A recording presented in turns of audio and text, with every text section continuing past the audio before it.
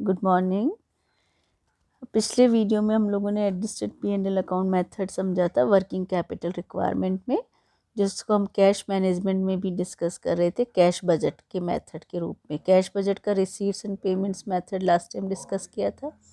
Second method adjusted P&L account method हम ले रहे थे, जिसमें कि मैंने आपको बताया नेट प्रॉफिट में रीएडजस्टमेंट करके हम लोग रियल कैश बैलेंस निकालने की कोशिश करते हैं।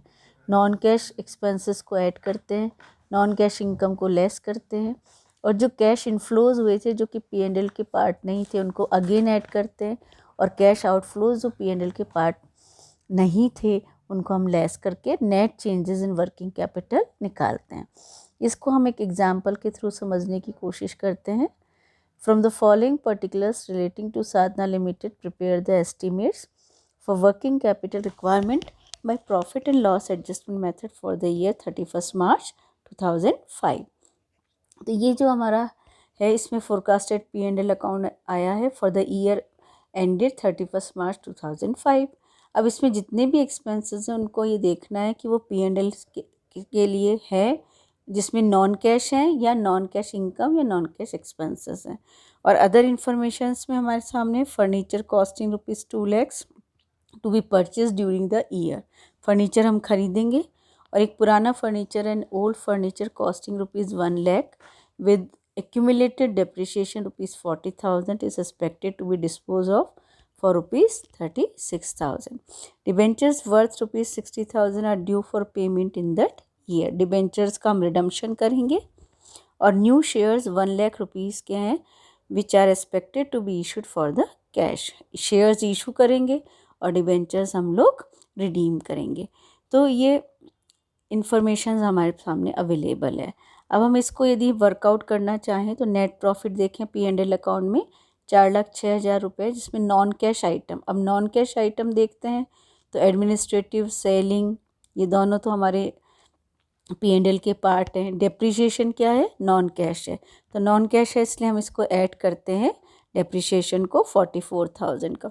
Loss on sale of furniture, income tax है वो पे हो गया है तो वो भी हमारा इसमें नहीं आएगा क्योंकि वो पे हो चुका है। यदि प्रोविज़न होता तो हम उसको ऐड करते, but income tax last year का पे हुआ है। टू इंटरेस्ट चार्जेस 9,000 है। Loss on sale of furniture है 24,000। तो फर्नीचर का जो लॉस है वो नॉन कैश है, वो हमने रियल सेंस में पे नहीं किया है, वो नॉन कैश आइटम है, तो लॉस को हम ऐड कर देते हैं 24,000 को। फिर बात आती है कैश इनफ्लोज की। कैश इनफ्लोज देखते हैं तो जो शेयर्स इशू किए हैं 1 लाख वो P&L का पार्ट नहीं थे, तो वो हम इसमें ऐड करेंगे क्योंकि 1 लाख से कैश बैलेंस हमारा इंक्रीज़ हुआ है। तो issue of share capital cash inflows दिखा रहा है, वो हम इसमें ऐड करते हैं।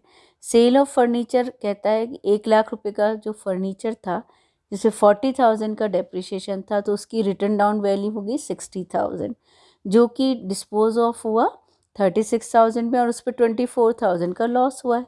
तो सेल ऑफ फर्नीचर से 36,000 की इनकम हुई है और कैश बैलेंस इंक्रीज़ हुआ है, तो 36,000 हम इसमें ऐड कर देंगे।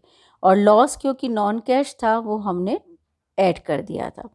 फिर अदर में देखें कैश आउटफ्लोज में रिडम्पशन ऑफ डिबेंचर्स, वो कोई P&L का पार्ट नहीं होता है, तो वो P&L से अलग है, पर उससे कैश हमारा बैलेंस डिक्रीज़ हो रहा है, तो 60,000 के रिडम्पशन को हम लोग डिक्रीज़ करेंगे। परचेज ऑफ फर्नीचर, बेचा है जो तो इनकम है, और फर्नीचर परचेज करने से कैश बैलेंस कम होता है 2 lakhs का, तो वो हम इसमें से डिडक्ट करते हैं।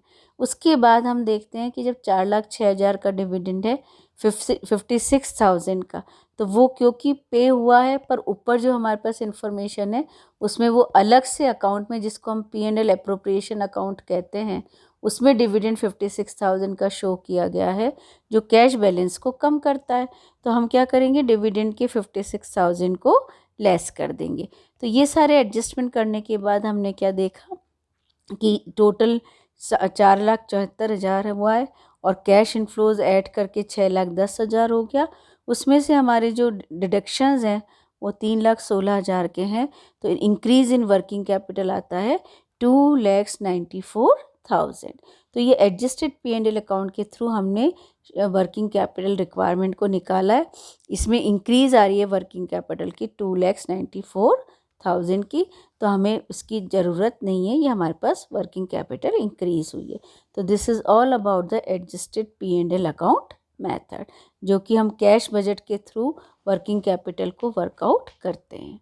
Okay then, thank you.